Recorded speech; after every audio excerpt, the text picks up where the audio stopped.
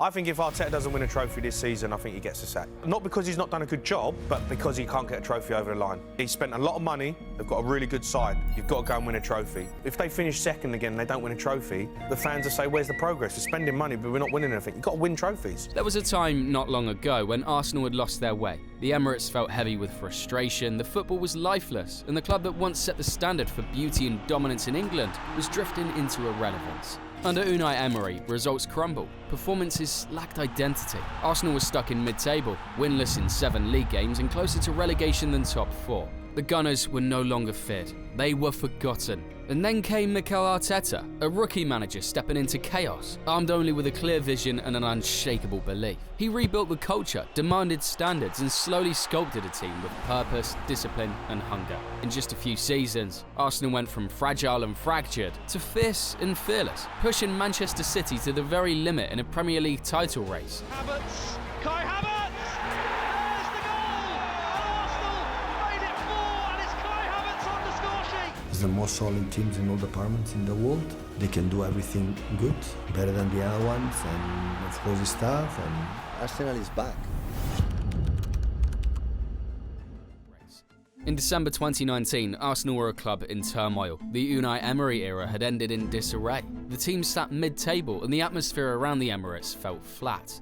Performances lacked identity, fans were restless, and the club's proud history seemed a distant memory. Freddie Ljungberg had been placed in temporary charge, but the long-term solution had to be someone who could restore belief, not just in results, but in Arsenal's very way of playing. That man was Mikel Arteta. On the 20th of December, Arsenal announced the return of their former captain, this time not as a player, but as head coach.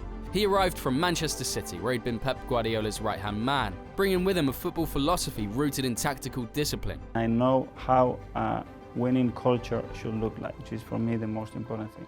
You need a direction, you need a vision, and you need action. You have to be ruthless, believe on that, and go. His task? To rescue a fractured season, rebuild a fractured squad, and reignite the club's competitive spirit. Arteta inherited a squad that had been reshaped the summer before. Nicolas Pepe had arrived for a club record £72 million. Gabriel Martinelli had been signed from Brazil as an unknown teenager. Kieran Tierney joined from Celtic. David Luiz came from Chelsea. And William Saliba was secured for the future but sent back on loan to Saint Etienne. Dani Ceballos had been brought in on loan from Real Madrid to add creativity in midfield. These were Emery signings, but now they would be Arteta's tools. These players, every time they wear that shirt, every time they jump into that pitch, they give absolutely everything, and they have to feel there is a sense of what we are trying to achieve. His first games showed signs of change. On New Year's Day 2020, Arsenal hosted Manchester United. The Gunners played with raw energy, pressing with intent and defending as a unit. Goals from Pepe and Socrates sealed a 2-0 win, and for the first time in months, the Emirates felt alive. January's transfer window gave Arteta a chance to quietly strengthen. No blockbuster signings came in. This was about patching holes. Pablo Mari arrived on loan from Flamengo to add a composed left-footed option in central defence. Cedric Soares came in from Southampton, also on loan, to provide depth at right-back. Modest moves on paper, but Arteta's focus was on building a structure before making big changes. Tactically, his early Arsenal was about stability, influenced by Barcelona's footballing philosophy in his time under Pep Guardiola. Arteta revamped Arsenal's approach and often used a 4-2-3-1, but as the season went on, especially after football resumed post-COVID lockdown, he switched to a 3-4-3 that maximised his defenders' strengths. Granit Xhaka found a new lease of life as a deep-lying playmaker, while the fullbacks, particularly Tierney, became crucial outlets. Up front, Pierre-Emerick Aubameyang thrived as an inverted left forward, cutting inside to deadly effect. The Premier League campaign remained inconsistent. Arsenal struggled to climb the table, finishing 8th, their lowest league position since 1994-95. But while league form faltered, something else was brewing, a remarkable FA Cup run. In the quarter-finals, Arsenal edged Sheffield United. In the semi-final at Wembley, they produced one of the season's finest performances, beating Pep Guardiola's Manchester City 2-0, with Aubameyang scoring twice in a tactical masterclass. Then came the final against Chelsea on the 1st of August 2020. After falling behind early, Arsenal roared back. Aubameyang equalised from the penalty spot, then produced a sublime chip finish to win the game. The FA Cup was theirs. Arsenal's record 14th in history, and Arteta had his first trophy just 8 months into the job. It also secured a Europa League qualification, a vital boost both financially and competitively. By the time the season ended, Mikel Arteta had done more than just win a trophy. He'd changed the mood, reshaped the style of play, and laid the groundwork for a cultural reset. From the chaos of mid-December to lifting silverware at Wembley, Arteta's debut season was proof that even in the toughest circumstances, a clear vision and tactical intelligence could begin to turn a club's fortunes around. The 2020-21 season was supposed to be the beginning of a new era for Arsenal, as Arsenal prepared for Arteta's first full season in charge. There was hope that the club could build on that momentum. The board backed him in the transfer market. The headline signing was Thomas Partey from Atletico Madrid, an all-action midfielder with the power, technical ability and defensive awareness Arsenal had been long crying out for. Brazilian centre-back Gabriel Magalhaes arrived from Lille, bringing composure and strength to the back line. Willian joined on a free transfer from Chelsea, adding Premier League experience and creativity. Dani Ceballos returned for another season-long loan from Real Madrid, and young goalkeeper Rune Alex Runarsson came in to replace the departing Emiliano Martinez. Just before the league began, Arsenal faced Liverpool at Wembley and once again rose to the occasion, winning on penalties after a 1-1 draw. It was Arteta's second piece of silverware in just a few months, and it fed the belief that the club was on the right track. Arsenal opened their Premier League campaign with a confident 3-0 win away at Fulham. Gabriel scoring on his debut, Aubameyang curling in a trademark finish, and the team looking sharp in Arteta's preferred 3-4-3 system. A week later, they followed that up with a 2-1 win over West Ham. And even though an early defeat came at Liverpool, there was a sense that Arsenal were more organised, more resilient. But after a steady start, the season's tone began to change. From November to Boxing Day, Arsenal went on a run of just 1 win in 10 league games. Creativity dried up, goals were scarce, and confidence drained from the squad. Arteta's faith in the 3-4-3 system, which had brought success in the Cups, was suddenly under scrutiny as opponents learned how to nullify it. Big players like Pierre-Emerick Aubameyang and Alexander Lacazette struggled for form, and new signing Willian failed to make the expected impact. Thomas Partey, so impressive when fit, battled injury problems, limiting his influence. Arsenal were hovering dangerously close to the relegation zone, something almost unthinkable for a club of their stature. Pressure on Arteta was building. Critics questioned whether his tactical ideas were too rigid, whether his inexperience was showing, but this was the moment when he made the boldest move of his season. In late December, he ripped up the plan and turned to the club's young talents. Against Chelsea on Boxing Day, Arteta started Emile Smith-Rowe, Bukayo Saka and Gabriel Martinelli. All three bursting with energy and fearlessness. The result was electric. Arsenal won 3-1, playing with tempo, aggression and freedom. Saka secured a stunning goal. Smith-Rowe added creativity in the number 10 role, and Martinelli's relentless pressing lifted the entire team.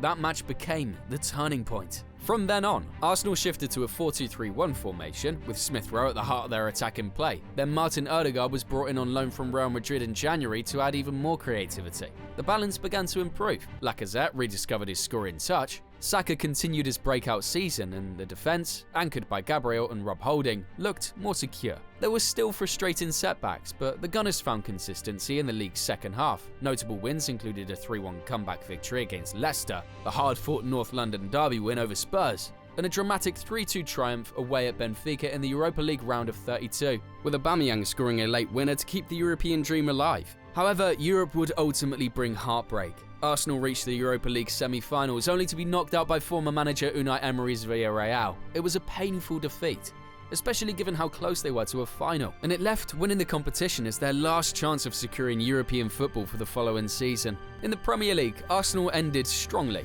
winning their final 5 matches, including victories over Chelsea and Crystal Palace. But it wasn't enough to secure a top 6 finish. They ended the campaign in 8th place, missing out on European qualification entirely.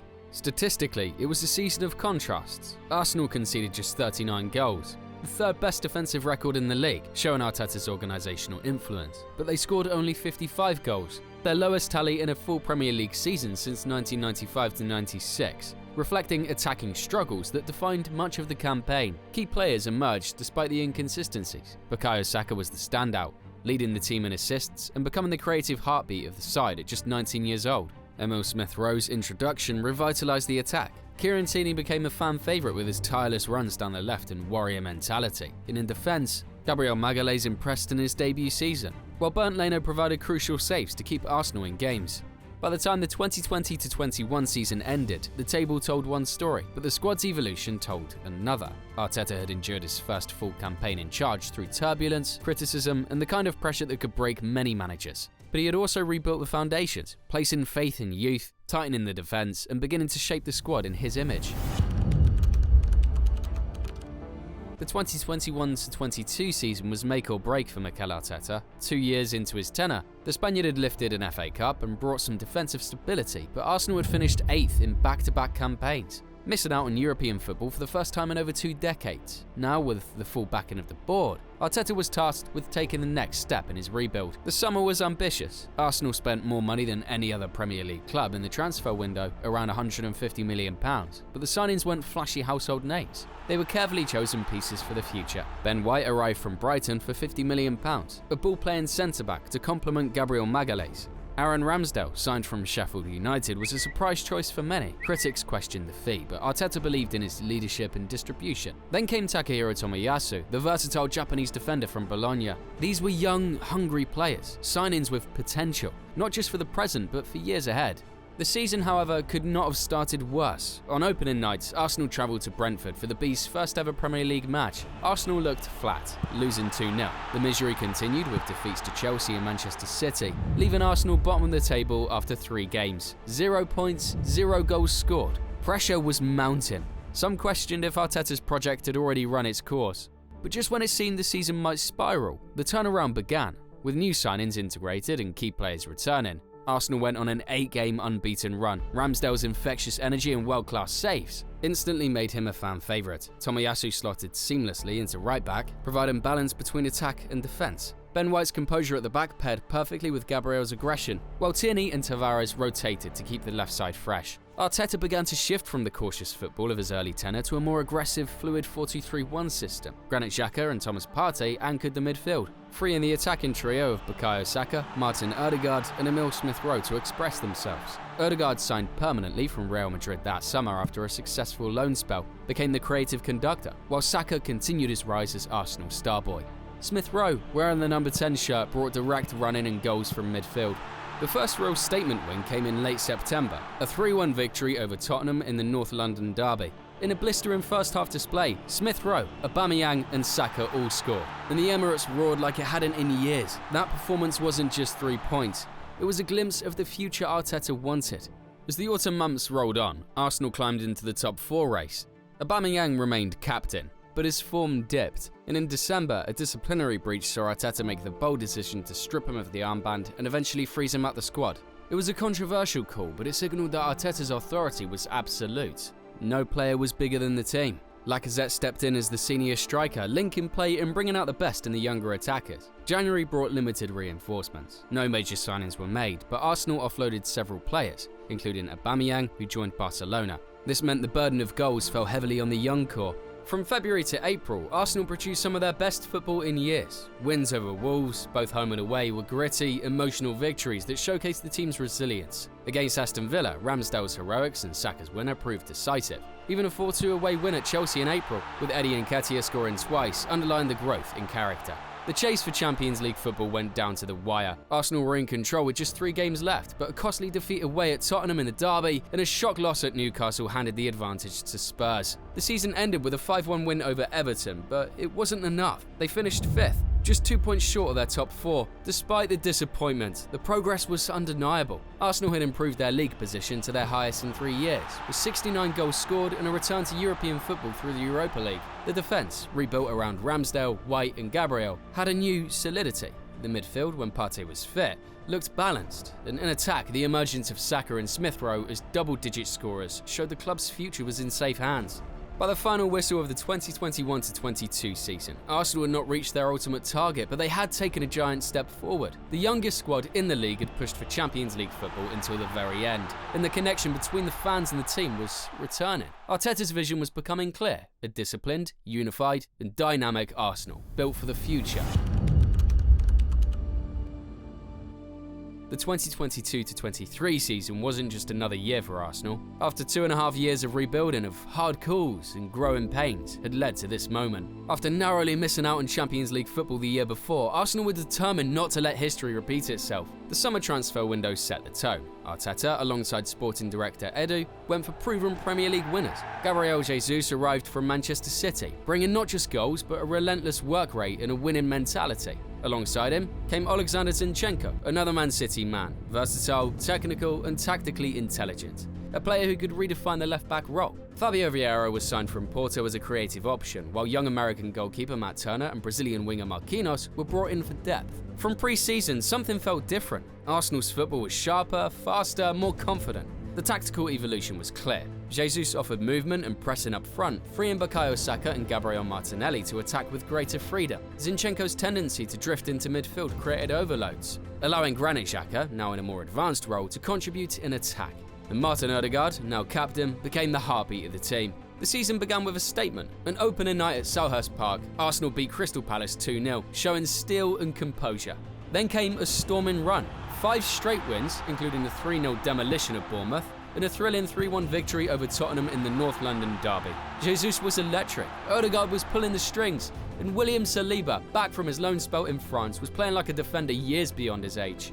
By October, Arsenal were top of the league. A pulsating 3-2 win over Liverpool at the Emirates cemented their credentials as title challengers.